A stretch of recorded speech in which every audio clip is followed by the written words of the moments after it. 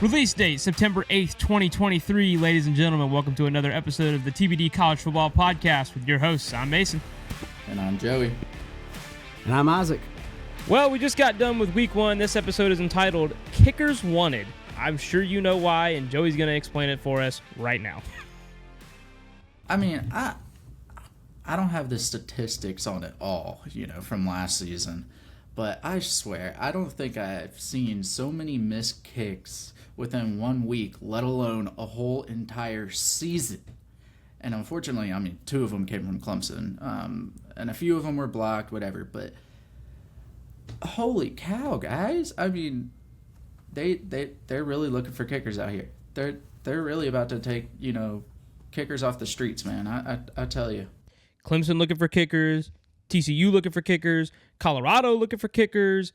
A lot of schools right now in the market for some kickers. What was it? Was it Mike Leach a couple years ago said that they were going to have open tryouts? Yeah, that's some Mike Leach. Rest in peace to that guy. Anyway, welcome to this episode of the TBD College Football Podcast. We're so glad you're here. Before we start, we want you guys to know that Jesus tells us in John chapter 14, verse 6, that he is the way, the truth, and the life. We believe that, and we also want you to believe that. If you ever have any questions about that, you can always hit us up on our YouTube comments. You can hit us up on our Instagram DMs. We love you guys, and we'd be willing to pray for you and talk with you about that. Let's get right into it. Week one, that was it was something. I'm not sure what it was, but it was definitely something. Saw some big upsets this week. Starting out, the first one of the week, Colorado over TCU, number 17 TCU. They came in with the expectation that they were going to get demolished. They were 20-point dogs, and Deion proved some people wrong. That was crazy. But it was just a great game.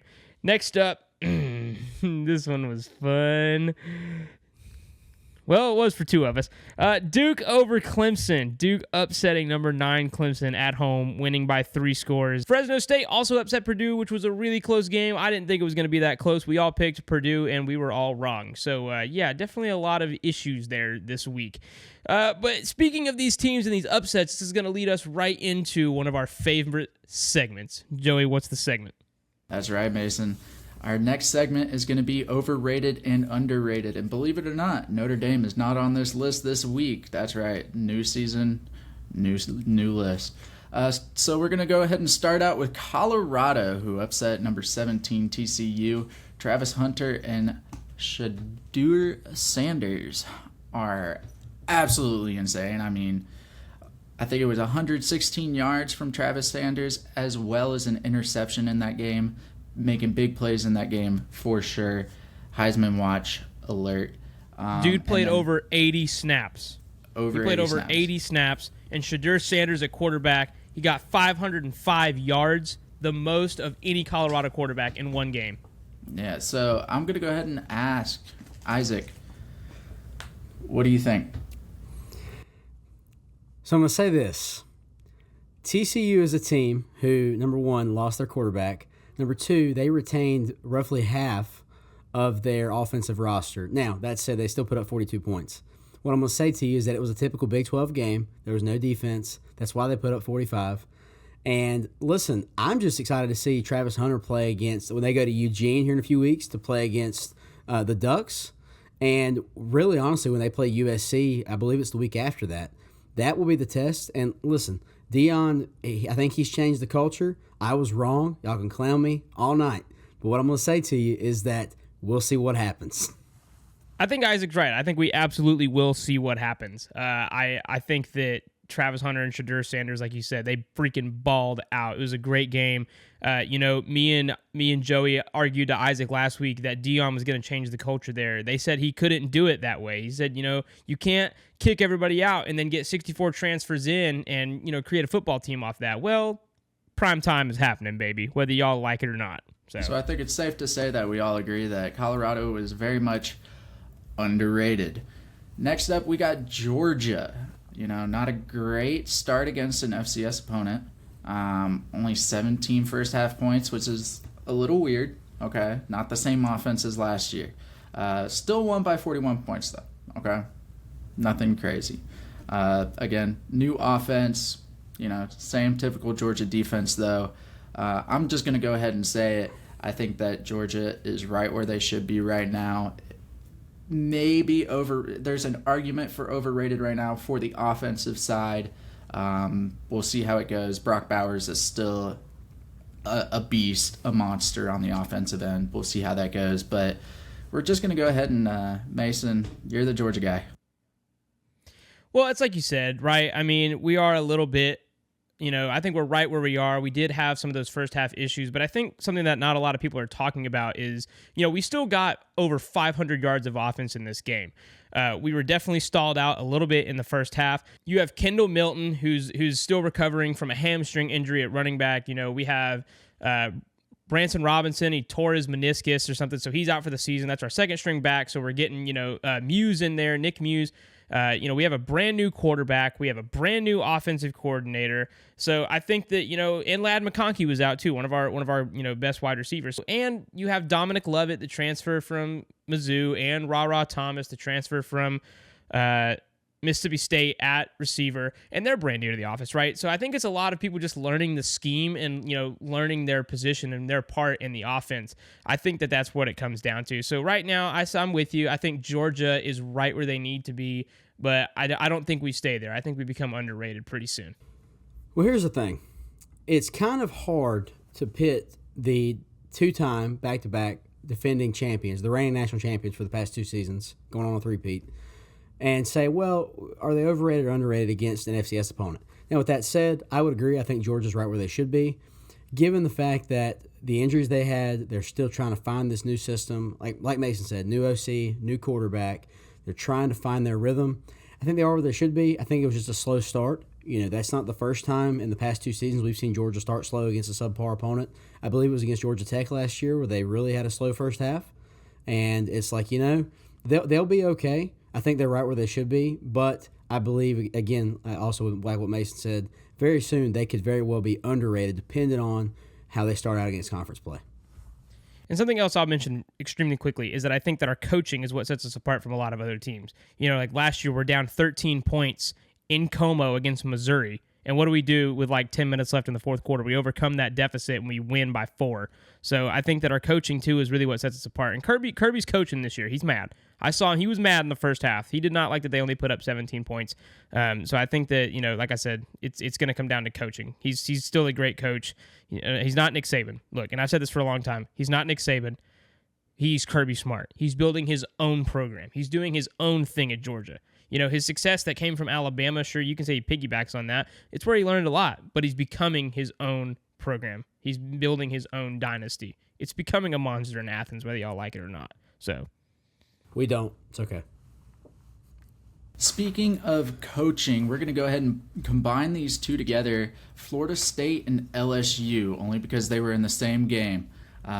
Coaching-wise, Mike Norvell, he did incredible. He put a team together, finally, after a few years of Florida State having the rough end of the stick after Jameis Winston being drafted. And then on the other end, Brian Kelly, second year at LSU. I think I saw something somewhere saying Brian Kelly's has only 2 or 3 wins against top 10 opponents or something like that. So, for me personally, I said this in the last episode, LSU was ranked high because, just how the first matchup went, LSU versus Florida State. But, for Florida State, I think, again, they're right where they should be. They're very talented, but there's still some things that I need to see from them, against other opponents and stuff. We're going to have the battle of the 2 Titans in the ACC coming up very soon, Florida State and Clemson. And then, LSU, it's arguable. They faced a really good opponent, but, can they come back from it? So I'm going to say that FSU is right where they should be. And just by a tiny little bit, I think from where LSU was previously at, they were very much overrated. Yeah, so I'm going to plug here, and I'm going to say this. LSU was ranked I'm a huge Tigers fan, those of you that know. And LSU was ranked number 5, by and large, because of the way they finished last season. They made the SEC title game, won the West in Brian Kelly's first year. They beat Bama in overtime in Death Valley. And all that said, Brian Kelly, what's up with it? That's the note we have on here. And here's the thing. I'd love to know. Because Brian Kelly's first line of his post-game presser was, apparently we're not the football team I thought we were. Brother, you had 9 months to prepare for one game against the same team. And we can talk about this. We can say, well, you know what? Listen, Florida State's better than they were last year. I agree with that 100%. Keon Coleman is a beast. Jordan Travis is fantastic. Jordan Travis threw 23 for 31 passing for 342 yards. Okay. Florida State was 9 for 14 on third down. Now, we could talk about, well, should LSU have rushed Harold Perkins, and could they have made a difference in those third down plays? Absolutely. Matt House failed. Brian Kelly, his mouth got way too big and said we're going to beat the heck out of him. And the fact that they didn't make adjustments in the secondary when Deuce Chestnut got lit up by Keon Coleman for like 2 touchdowns, 2 of his 3 touchdowns were against Deuce Chestnut. His other one was against Major Burns, who got majorly burnt, right? And after he got burnt, they switched Chestnut to him, who's 5'11". Keon's like 6'5". And 2 touchdowns later, it's like, well, you know, this game's already over. What's the hurt? Listen, LSU was super overrated going into this past week. And I want us to beat Grambling in Tiger Stadium this coming weekend. It's the home opener. But here's the thing. We were way overrated. And honestly, I am just royally pissed. Yeah, I don't know how it's you're not gonna follow that, Mason. I don't know either. I mean, I'm not the LSU fan here, so I got LSU is overrated right now. One of the firm beliefs on this podcast is that anybody can be overrated and underrated in the same season. A lot of the times it's going from underrated to overrated real quick, within a week usually. I believe that LSU still has some stuff that they can put together. Obviously, they're not out of it. They're still in the top 15. They can still make a run of the playoffs. They have to go undefeated and win the SEC championship now, but it's not out of the realm of possibility. But right now, obviously, LSU, sorry, man, I got them overrated. Don't be sorry. They are. Fair enough.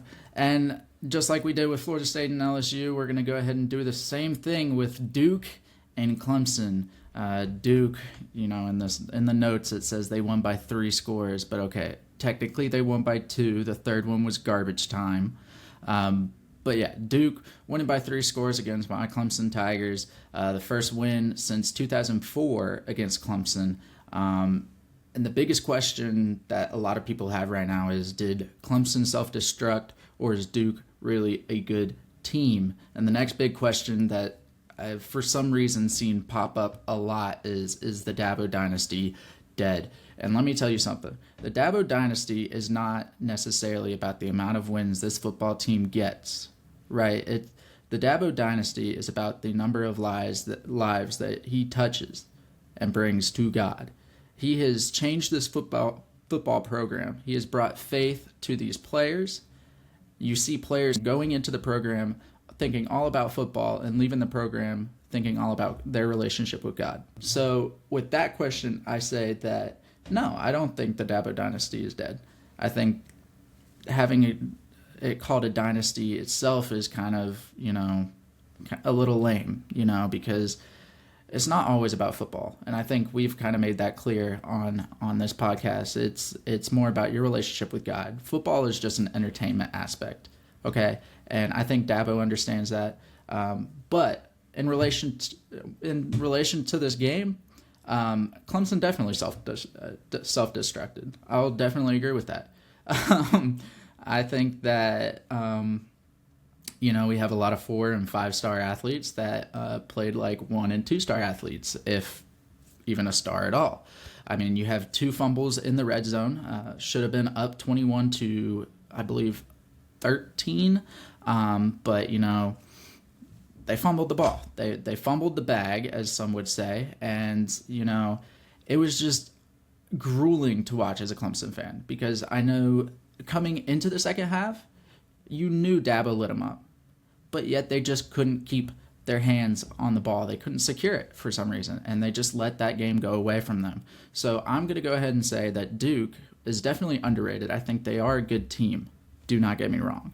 But I definitely think that Clemson was overrated in the sense of how they've played so far, how they've performed. I think they have the talent there, but how they're playing right now, they were overrated.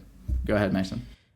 I love the way you describe the Dabo dynasty. Like, it's not just about football. Football is entertainment, like we said. And look, this is a controversial thing because a lot of people say, well, Dabo's not hired to make guys' relationship with God better. He's hired to coach football and get them into the NFL. 100, that's probably true.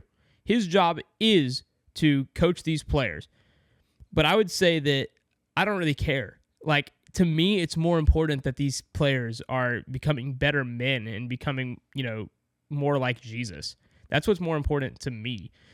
Obviously, you guys can have your own opinions about that. But to me, like, Joey's right. I think that is the center of the Dabo dynasty, right? But yes, when it comes to football, yeah, I got Clemson overrated. Just for now, I mean, I didn't think that I was really surprised, and we're going to talk about this in a second, but, the AP poll dropped Clemson all the way to 25. I didn't see that coming. I don't think really anybody did. But, that's what it's at, and what can you do? So, what do you got, Isaac? Yeah, so I want to piggyback on that just real quick. That's a great point, Joey, and that's the truth. And Mason, to piggyback on what you said, is that Dabo's job here? I mean, yeah, like that's his job as a coach, but really the Great Commission is for him to make disciples. And so we can argue that point. Those who don't believe will argue that point. That's fine. But I think he does a really good job of both of those things, and I applaud Dabo for that as a man. I really do. I sincerely do. So with that said, looking at this game, I think that Clemson is just a little overrated. I think that here's what I think. I think Duke is underrated. I think Clemson's just a hair overrated, not by much, because they're still figuring it out. They're in a similar place as Georgia right now. Cade Klubnik's trying to figure out at quarterback. They're trying to figure out how to make him a good quarterback and utilize Will Shipley. They used Shipley a lot Monday night. They really did.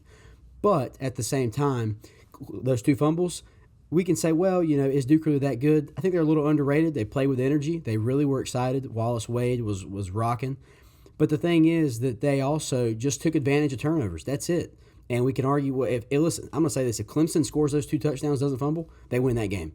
That's a fact. So it was a great game. I think Duke's a little underrated. They play with energy. I think Mike Elko's changed the culture in Durham.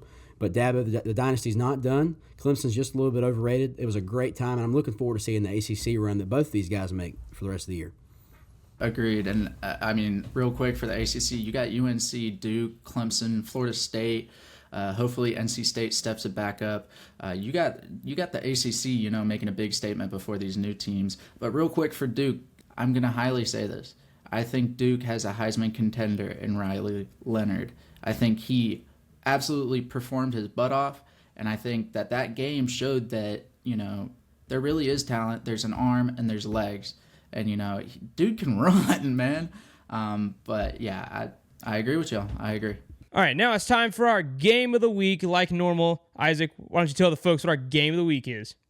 All right, Mason, our game of the week is 11th-ranked Texas playing in Tuscaloosa at 3rd-ranked Alabama at 7 p.m.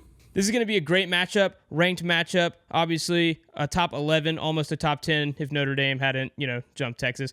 But we have a special guest picker for you. We're here with Tyler Pinson. He's a senior at Wando High School this year. He's a student leader in the Chop House. He asked to be on the pod. He's a huge Alabama fan, so we let him on. And how you doing tonight, Tyler? Oh, I'm doing great, man. Thankful to be on here. Blessed for the opportunity. Yeah, man. So what do you think? How did Alabama look last week, and how do you think they're going to look this week?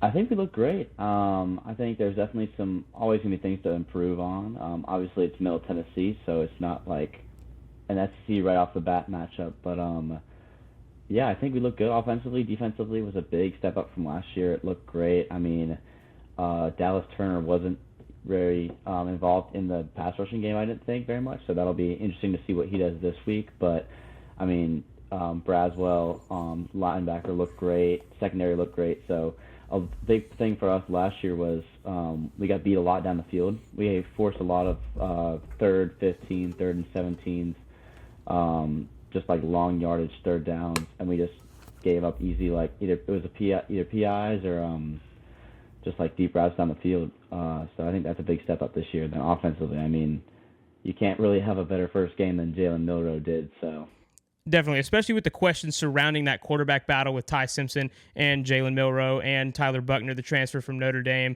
Definitely some questions answered. He looked pretty good last Saturday. What do you think is going to be hard for Alabama against Texas this Saturday, and vice versa? What's going to be hard for Texas and Alabama?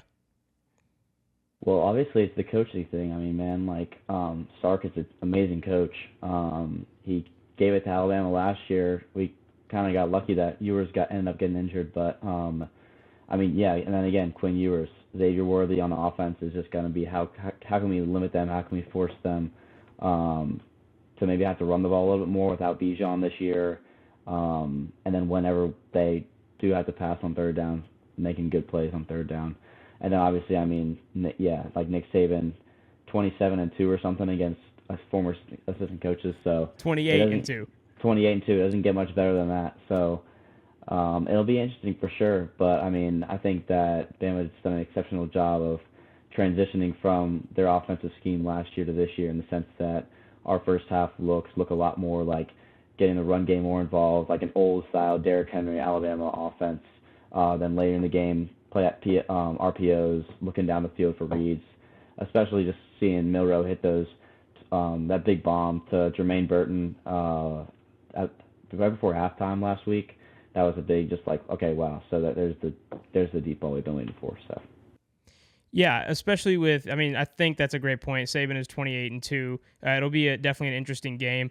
I think one of the big things that is important is, Quinn Ewers, like you said, he was injured last year in this game, so he gets another crack at it this year. So I guess the question kind of is, with extremely fast wideouts, like you said, Xavier Worthy and Jatavion Sanders, is he going to take full advantage of this second chance? I think Alabama, like you said, it's Middle Tennessee, but I think they looked great. I think they surprised a lot of people just because of the quarterback thing, and but I think their O-line looks great. I think their defense looks great.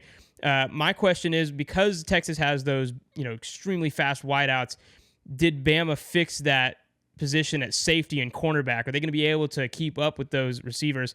We're going to find out. The ESPN FPI is Alabama at 81%. The spread is Alabama by 7, which we talked about last week. The FPI and the spread don't always match up. The ESPN FPI is Alabama by a lot, but the spread is definitely not. So, Tyler, you're going to make your pick first. Who you got in this game? It's already going into the Tide, man. Roll Tide. I got Alabama, Nick Saban, Jalen Milroe going in. Home game at T-Town this year. Dixieland and Delight in it all the way home. I'm going to say Bama by 10 or 13. That's a lot. Man, I got to pick next. This is actually a really tough one because, like I said, I feel like Texas has those extremely fast wideouts.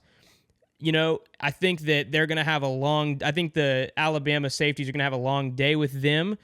And with that being said, I'm going to have to go with the Alabama Crimson Tide to win this game. I had to pull the Uno reverse on you first thing right out the gate. I just can't do it. I don't think they cover the spread. I think this ends up being a close one. I say by 6.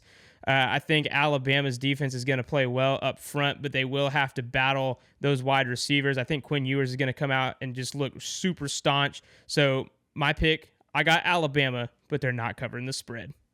All right, that's a tough act to follow. Let me just say that. So I've said this more than once. I've said that if this game this year is in Austin without Bryce Young, Alabama loses. I also still think that last year, if Texas didn't sell prevent defense with Bryce Young at quarterback for Alabama, they would have won last year. Texas has some really quick wideouts. Alabama, some question marks. Middle Tennessee State is not exactly the team that you want. It is the team you want your warm-up against, but it's not exactly the example.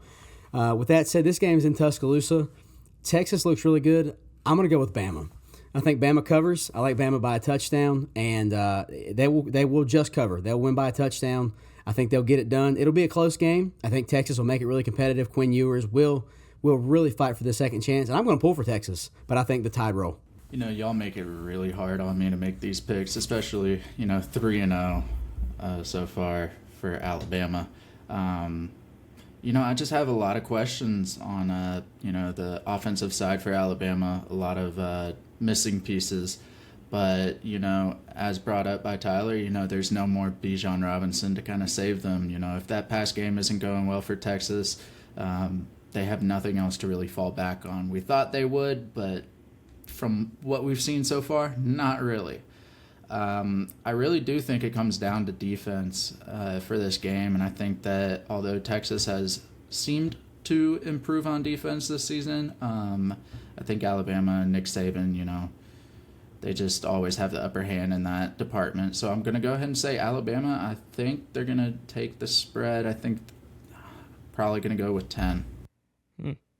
So, yeah, you're right there with Tyler, just like we all are. This is our first ever TBD quadruple pick. Normally we have the TBD triple pick with three people picking the same, with all three of us picking the same one. We got a fourth person. Tyler, it's so great to have you on the pod, man. Thank you so much. And, dude, we'll have to get you on again soon. For sure, man. Thanks for the opportunity. I'd love to be on again, man. Great to meet y'all. You too, Tyler. Man. Thanks so much. Good to meet you. Now we're going to move on to our big week 2 games, starting out on Saturday, and Joey's got our first game. So we got number 10 Notre Dame versus NC State at 12 p.m. Notre Dame they're looking pretty good, man. But NC State didn't have a great week 1. They played a little too close against a UConn team who, for the longest time, was just a basketball school. But maybe they're good at football, but they're still a basketball school. So the real question is home field advantage actually important in this game, or is Notre Dame just, that much better? ESPN, FBI, Notre Dame has a 79%. The spread is in Notre Dame's favor at 7.5. Isaac, what do you think? Well, I think that I'm gonna plug a Brian Kelly thing here. I'm gonna say that Notre Dame has a chance to make a statement and show whether it was really Brian Kelly that made Notre Dame kind of average for all those years. After week 1, anyway. So here's the thing. Notre Dame's looked really good. NC State struggled against UConn, who is a basketball school, by the way. And NC State is too. I mean, they've had a couple of good years, but they're a basketball school, okay? And anyway, so with that said, home field advantage, it may be good. I mean, it's a 12 p.m. kickoff. I don't know that it'll be phenomenally great home field advantage in Raleigh. With that said, I like Notre Dame. I like them to cover. I would say 10 points minimum, but I think given NC State's performance in week 1 against UConn, the Irish have a chance, honestly, to probably cover by 2 touchdowns, honestly. Maybe 10 or 14, either one, but they cover for sure. Yeah, I'm with you on that. 12 p.m. in Raleigh, typically, home field advantage doesn't play too much effect there. So I got Notre Dame too. I think, honestly, I think it could be like 17 points. I think NC State's defense is definitely a solid group. It's just that offense, man. And I think that you could see possibly what happened in the Clemson-Duke game. Yeah, 12 o'clock in Raleigh at the beginning of September. It's going to be a hot one out there, folks. So make sure to bring your sunscreen and drink your water if you're headed to this game. This is going to be a lot closer than people think. I got Notre Dame, obviously, but I got Notre Dame by 6. I don't think they cover that spread. I don't know why. Something's just telling me, and look, I could be absolutely wrong about this, but sometimes in my gut I feel it and I get it, and sometimes I don't. So I say by 6. I just think that NC State is going to surprise Notre Dame defensively just a hair, and I think that's going to make some things difficult for Sam Hartman and the offense. All right, moving on. Now we got a game that we're really excited for now that this team is ranked. We have Nebraska versus number 22 Colorado at 12 p.m. This game is happening in Boulder. It's their season opener against Nebraska. And wow, was Isaac wrong last week? What a clown. What a clown. Saying Dion was all false hype. Get out of here, boy. 505 yards from the quarterback. Boy, it's good. Shadur Sanders, Travis Hunter, seriously, man, start watching Prime Time. They said that he was building Colorado the wrong way, but he showed them and he showed out. Colorado, obviously, like we mentioned earlier, upsets TCU on the road. And that was Deion Sanders' first game after going 1-11 last year. Travis and Hunter and Shadur Sanders, that's your answer. Nebraska coming off a heartbreaking loss to Minnesota in their season opener. So they're wanting to get the train rolling, and they're wanting to win. ESPN FPI is Nebraska 59. Spread is Colorado by 3. This is once again where we have one of those different ESPN and spread. ESPN sees Nebraska as the stronger team. Vegas sees Colorado. Joey's picking first. Joey, who you got? As a Panthers fan, I have some bad experience with a man named Matt Rule, who somehow got hired nearly immediately after being fired as the Carolina Panthers head coach. He is now coaching at Nebraska. And let me tell you something. That Minnesota game, yeah, it's heartbreaking. They lost in a very close margin. But let me tell you something. That entire game, I kept laughing to myself and saying, yep, that's Matt Rule for you. That's Matt Rule. Not much scoring, but a decent bit of defense until when it counts. So I'm going to go ahead and say Colorado is just going to, kind of run all over him. I think that they have too many weapons, Travis Hunter and Shadur Sanders. That run game is really strong, but I didn't realize that, that QB has an arm, dude, and, I think they're going to show out against Nebraska. I think one person you're missing there is Dylan Edwards at running back. You did mention the running back, but I wanted to say his name. What a guy. I picked him up in fantasy, and I feel bad for anybody who has to play me the rest of the season. By the way, we're not sponsored, but we do play fantasy on Fantrax. We love the app, and if you're looking for a place to play college fantasy football, we think it's great. I'm just gonna make it easy on you guys. I got Colorado, and I got Colorado by 17. I think that Nebraska is gonna get blown out of the water if they were able to do that against TCU. And look, TCU may not have been the best team, but if Colorado was able to do that to the TCU on the road, I'm really excited to see what Colorado can do against an unranked team at home. Yeah, I'm right there with you, Mason. The fact that this game is at Colorado is going to be great. The fan base is behind them, the same fan base we just talked about who raised over $20 million in the matter of a few days for Deion. It's going to be a really good game for Colorado. Again, Matt Rule, he is a 7-win college coach at best, and I'm being generous. He can win. He can make bowl games. It might be the Cheez-It Bowl, but there's not much to be said about this game. I think Colorado wins big.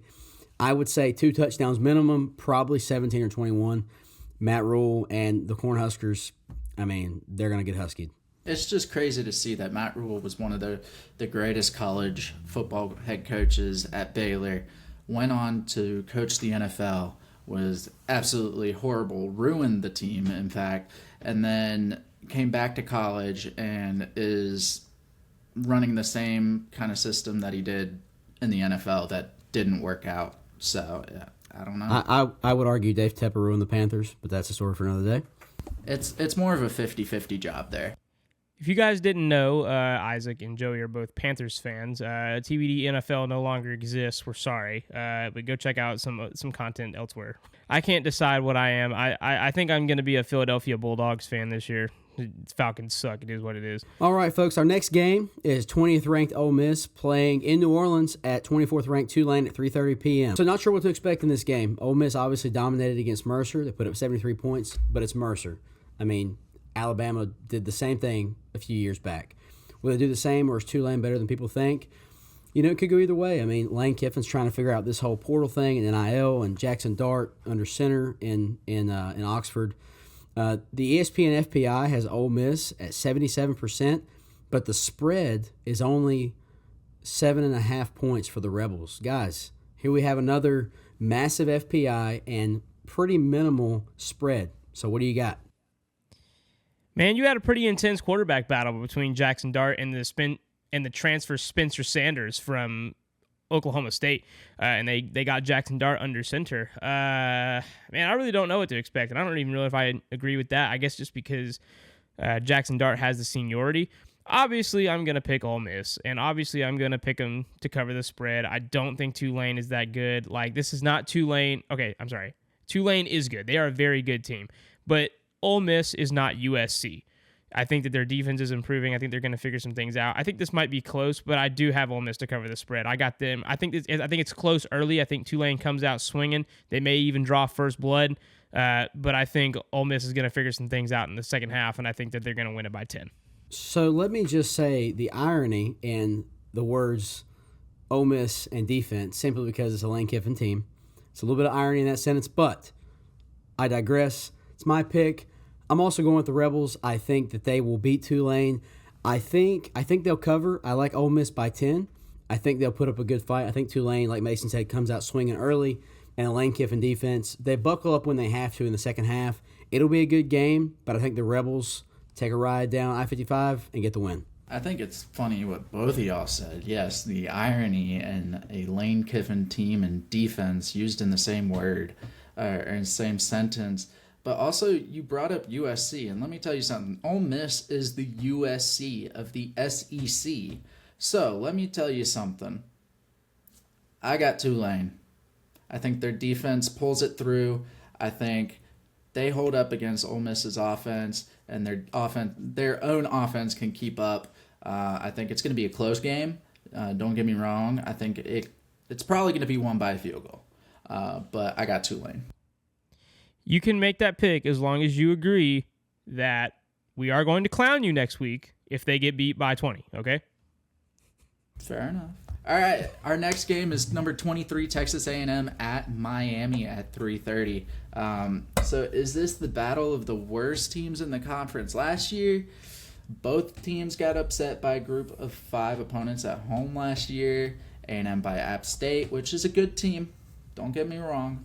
And Miami by Middle Tennessee, which earlier we brought up, not the greatest team. So it's going to be the end of the home and home between the two teams. A&M did win last year at home. This year it's at Miami. So maybe we see a little trend here. ESPN FBI has Miami at 53%, but Vegas disagrees. Vegas has Texas A&M at 4.5. Isaac, what do you think about this game? So I think that if Miami was to win this game, it adds to the fact that Jimbo has struggled in College Station, and I think that he's on the hot seat. I was going to say that earlier when Mason mentioned him being ranked. I think that he's fighting for his job. But with that said, is it a battle of the worst teams in the conference from last year? I mean, it's tough. It's tough because A&M beat LSU, so I don't have anything to say about that. So here's what I'm going to say. 53% Miami, 4.5 A&M. This is a tough one. I'm going to go with the Aggies. I think they're going to go into South Beach and get the win. Call it SEC bias, but I think the recruiting classes from A&M are going to start to mature a little bit. And I think that they're going to go into Miami and get the win. I think they'll cover. I think they'll win by a touchdown, but it will be very close. It will be an absolute battle. I can definitely see where you're coming from there. I was watching a little show the other day called ACC PM on the ACC network because I am an ACC fan, unfortunately. And, they brought up a good point, and it was how Miami's performance this past weekend was an improvement from last season. And that's really what we look for. We don't look for, if they're really good or really bad. We look for, did they improve from last season? And, Miami did really good in their first game of the season. Texas A&M, they also did pretty good. Between the two, it's really hard to say. But I will go ahead and say I'm going to take Texas A&M in this game. I think that Miami will keep it close, though. I got it by a field goal as well for this game. But, yeah, I think Jimbo is just too annoying for the ACC folk. Yeah, they're obviously wanting to win. Jimbo needs it because they've already been talking about the buyout. It's like a $160 million buyout. Yeah, so he needs some success down in College Station this year. So that's why I have Texas A&M to win and win big. I got Texas A&M by 20 this year. I think that Miami, they're going to have some issues rebuilding. Mario Cristobal is still rebuilding. So yeah, I think Texas A&M wins it. They win big. Next game up.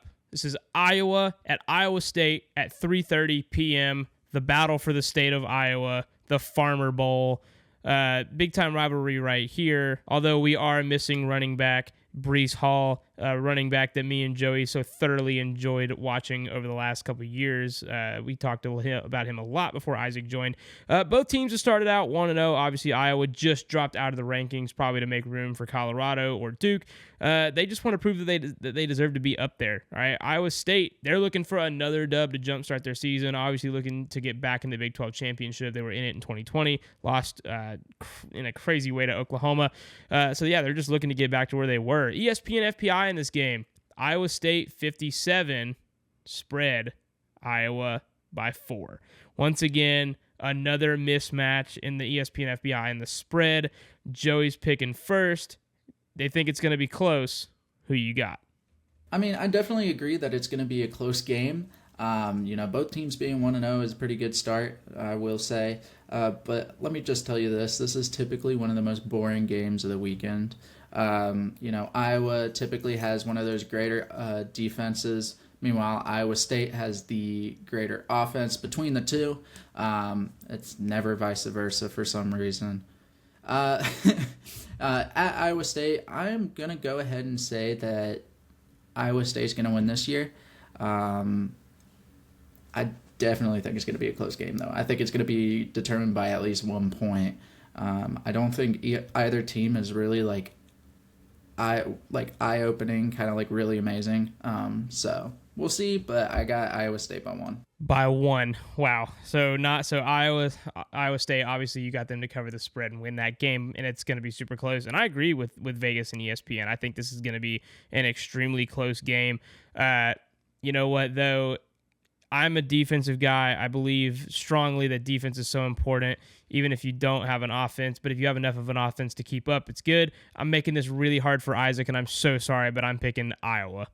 I'm going to be honest with you, Mason. It's not that hard for me because Iowa has consistently, like Joey and yourself said, they've consistently put a defense on the field that has made them at least somewhat competitive in the Big Ten. Now, that's not super hard to do in the Big Ten, but a good defense is important.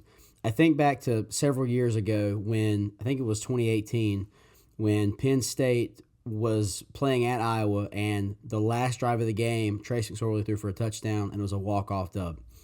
I say that because Iowa's defense, again, is what has always kept them at least somewhat relevant with a decent offense. With that said, this game is in Des Moines.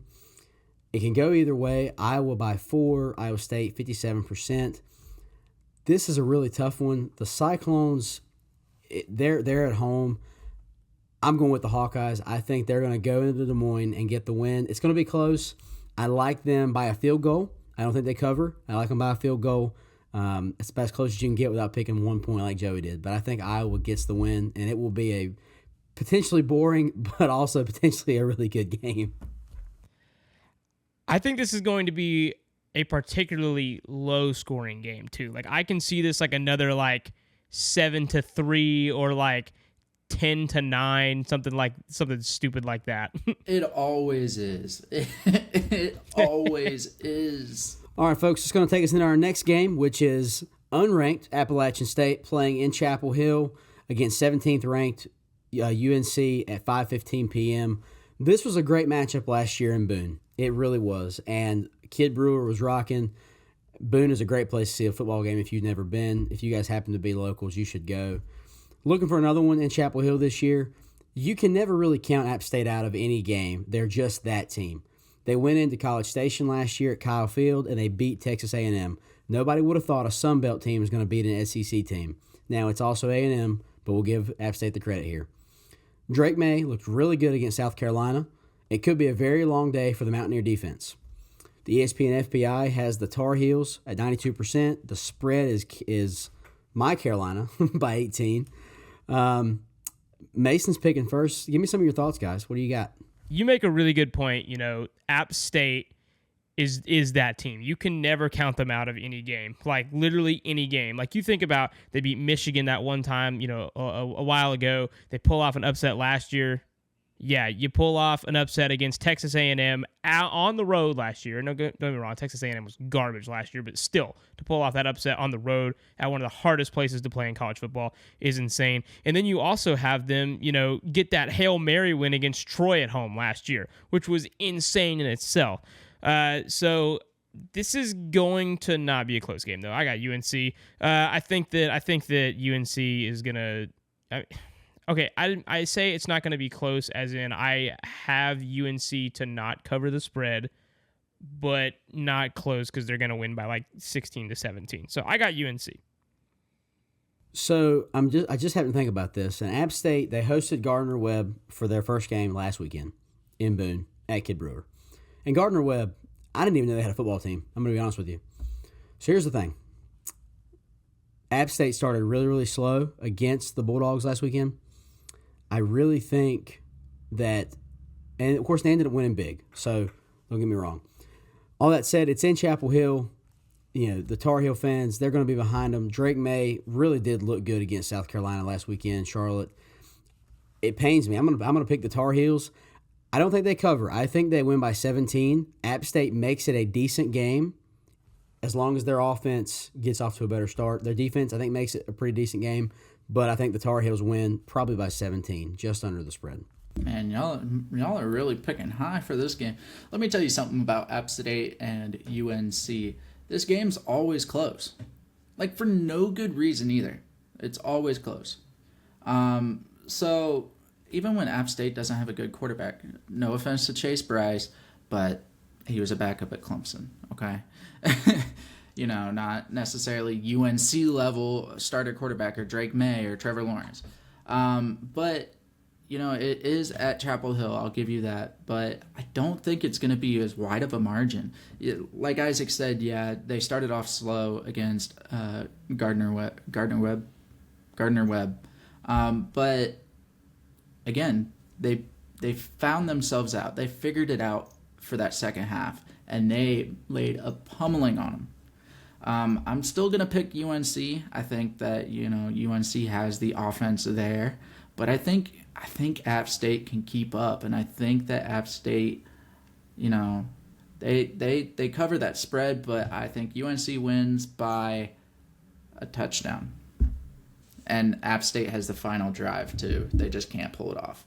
There's another TBD triple pick for you, and we've had a lot of those. So like Isaac said last week, we're all going to do really well or we're all screwed. So moving on to our next game. This is a game that I fought Joey for, and he gave it to me. So I'm hoping that it will be a great game, a close game. The game that he wanted was Oregon against Texas Tech, which I understand. There's history in that game. It's usually really close. But Oregon did beat up on Portland State last week by 81 points, and Texas Tech lost to Wyoming. I don't think it will be that close. I thought this game was going to be a lot more close. I think it would be a lot more interesting. This is UCF at Boise State at 7 p.m. Last week, obviously, UCF, they just demolished Kent State. 56-7, I believe, was the final score. Boise State, they did play well against Washington in the first half. Yes, you look at the score and you say, well, it's 56-19. How is that good? You know what? It's because it's Boise State. They started out playing really well in the first half, giving Washington some problems until the Huskies ran away with it. I personally think it will be a lot closer than people think. The ESPN FPI, obviously UCF by 78, but the spread is UCF by 3.5. So again, ESPN FPI thinking UCF by 10, spread thinking by 3.5. Isaac's picking first. Who you got? UCF has fallen from grace a bit. Boise State has the blue field. It's really cool. It always has been. UCF is not the monster they once were in the American. Washington, of course, has Michael Penix Jr. at quarterback, which hence why they ran away from Boise last weekend. This one is really throwing me off because we have another FPI and spread conflict. All that said, this game is in Boise.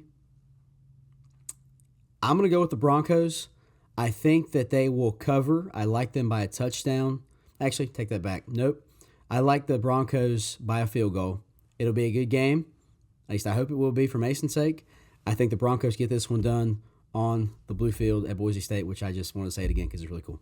I will say the blue field is cool, but it very much injures a lot of Ducks. So let's be praying for those Ducks. I'm I'm gonna go ahead and just put this out here. I think that the asterisk previous once upon a time national champions UCF are gonna win this game. I don't think it's gonna be a close game. I think it's gonna be, UCF's offense is gonna kind of run all over their Boise's defense. Yes, Boise had a good first half against Washington, but then you saw their offense kind of fall apart pretty easily in that second half. And I think that continues. I think the quarterback position, although they may be super confident in him, I think it's kind of weak. It's kind of weak. But we'll see how it goes against this UCF offense or defense. But yeah, I got UCF. Joey, I really don't know how you can say any of that, honestly. I mean, the way that Boise played last week against the Huskies in the first half was honestly really good. And if they can keep that rolling into the second half, I think that they can do really well. And it's in Boise, and that's why I'm picking UCF to win by 10 points. I got y'all, bro. Yes, UCF, they're looking really good. Destroyed Kent State last week. I still think it's going to be a good game. They might not cover the spread, but I'm calling them to pick the spread. Our next game is number 19, Wisconsin at Washington State at 7:30 p.m. So this is the game that I got out of the fight with Mason for the Boise State game. I won and lost at the same time. But again, both teams start out 1-0. The end of yet another home and home. There's just a bunch of those this year, the past few years. Washington State did win it in the Cheese State last year in Wisconsin by a field goal. But does Wisconsin get to return the favor in Washington? If Wisconsin loses, does the AP throw them out? I'm going to go ahead and put my opinion in for it. I think they do. Because Wisconsin has a history of, looking really good and then all of a sudden just dropping off. So history repeats itself. ESPN FPI, Wisconsin is at 64%. And the spread in Vegas, Wisconsin by 6.5. I'm going to go ahead and go first because I am just amazing that way. I'm going to go ahead and say that, these are two different offenses. One offense, their style is air raid. They throw the ball so freaking much in Washington State. And, you have Wisconsin who runs the ball extremely well. They are a factory of some of the best running backs in the NFL. With that being said, I think that, I think Wisconsin can put it together on defense this year. I think last year they kind of had a hiccup or two that kind of made them realize, hey, wake up. So I'm going to go ahead and take Wisconsin here. And I think it's going to be by a field goal again. I think it's going to be by a field goal, returning the favor this time in Washington State, Wisconsin winning. Yeah, so I just wanted to start off with a couple of things. So first of all, yes, I do think that if Wisconsin does lose this game, I think the AP throws them out. I was saying to one of my friends earlier, the AP is not playing around this year. Win or you're out. I mean, look how far they dropped Clemson. They dropped, TCU, and TCU was just in the national championship. They didn't play a bad football game. They played poorly defensively, yes, but they played great offensively, and the AP dropped them out. Same thing with Iowa. Iowa didn't even lose, and they dropped them out, and that was to put Duke in, right? And then they dropped Clemson all the way to 25 after losing. I mean, AP is win or you're out this year. That's number one. Number two, complementary football is what wins in football now, right? So you have Wisconsin who constantly runs the ball. You have Washington who constantly throws the ball. But a good team, really, if when you look at like the past couple national champions, they were good at both. They were good at passing the ball, they were good at running the ball, and they were good on defense, which is why I think both of these teams are going to do really well offensively. This is probably going to be a high yardage game for both teams, but it's going to come down to defense. Who can stop the other team? And I think that's going to be Washington State. I have Washington State to win this game in Wisconsin this year. I think they go back-to-back in this game, and I think they're going to take home the dub. I think it's going to be close. I have Washington State by 6, so obviously I'm going to call them to cover because they're going to win, I think, but that's who I've got in this game. So this one, the boys really did make tough on me because I'm torn because Wisconsin does historically have a pretty good run offense, or a pretty good running game, I should say. A fair defense. Washington State, I remember Garner Minshew a few years ago when he transferred from East Carolina. I mean, really lit up the air raid offense out there on the West Coast with the Cougars. Both teams are 1-0. Wisconsin is fighting for an AP spot. Wisconsin's favored by 6.5. I think it is going to come down to a matter of defense. But I think the Cougars' offense is going to overpower Wisconsin's defense, and I think Washington State wins this game by a touchdown. I think they cover as an underdog. I think that they cover by a touchdown. It will be a good game, probably a high yardage game. Probably Washington State, probably 31-24 if I had to guess. And that's going to take us in actually to our last game of week 2, which is Oklahoma State at Arizona State at 10:30 p.m., the West Coast nightcap Big 12, Pac-12 inter-conference matchup. Both teams will be conference opponents soon, with the end of the Pac-12 coming next year. Arizona State is moving over to the Big 12. Oklahoma State looking to put together a run to the Big 12 championship and possibly the playoffs. Emphasis on possibly. Expectations for Mike Gundy's 100th season with the Cowboys. That's a consistent job right there. That's a consistent job. The Cowboys are favored. They got, FPI 71%. Oklahoma State. That's where Garth Brooks went to school, so I like that. Oklahoma State favored by 3.5. This one could be an interesting one. Mason's picking first. I'm glad it's not me. Mason, what do you got? A lot of people are probably going to say that this game could be close. Arizona State looking pretty good. Oklahoma State looking pretty good. I'm going to have to go with the Big 12 over the Pac-12 in this one. I think that Oklahoma State is going to pull this out. Obviously, they're missing, Spencer Sanders, which is going to be a huge loss for them. But I think that they're going to do fine. I think that they're going to win this game and cover. I got Oklahoma State by 7. So the Cowboys by 7. It's not a bad pick. Something we won't see in Dallas this year. So, another FPI spread. This is really honestly getting on my nerves. I don't know about y'all, but this is really starting to bother me. It's like Vegas saying one thing, ESPN saying another. Yeah, I'm with Mason. I think I'm going to have to go with the Big 12 over the Pac-12. Just historically, numbers-wise, and statistically, the Big 12 has just been a better conference. I like the Cowboys to cover. I like them by 6. I think it'll be 2 field goals, not necessarily a touchdown. But they will cover, and I think they'll go out west and knock off the Sun Devils. Man, either I'm going to, show y'all up after this weekend, or I'm going to look terrible because I'm going to go ahead and pick Arizona State. It's at Arizona State, and, last year there was high expectations for this team. Their offense was supposed to be incredible, and not to say they weren't, but their defense was... oh my goodness, awful. But I think that with a team who, is trying to figure it out on offense again, of course with a good defense, Arizona State has a better chance this year. So I'm going to go ahead and take Arizona State, clearly taking the spread. I'm going to go ahead and say by a touchdown. Yeah, we've definitely got some great games this week. And what I love about this week is that we actually had some games this week that were a little bit difficult to pick. And we picked differently on some. Last week, it was like, yep, it's this great team versus this horrible team. All right, well, we're all picking the great team. And then vice versa. I mean, all the way down the list almost, except for a couple. The only games that we picked different on last week was Northwestern and Rutgers, which me and Joey lost, and Isaac won, of course. And then Florida State and LSU, which I picked Florida State, and I was right. So there you go. But, great week of games. Really looking forward to watching some of these this week. Texas, Alabama is going to be great. It was great to have Tyler on, but this is the end of this episode. And always remember, no matter what team you pull for, if you're on God's side, you're always on the winning team. Just know that the Bible tells us in Romans 5:8 that while we were still sinners, God showed his love for us in this, that he sent his only son to die for us. While we were still the enemies of God, he loved us so much that he sent his only son to die for us. We all know that we are sinners that need Jesus to save us. Me, Isaac, and Joey have all given our lives to Jesus and believe that, and we believe that you should too. If you ever have any questions about that, or if you're struggling with anything, you need prayer, please hit us up on our Facebook and Instagram DMs. Leave a comment on this YouTube video. We'd love to chat with you. We'd love to talk to you. And, we just know that Jesus loves you, and we want you to believe the same thing.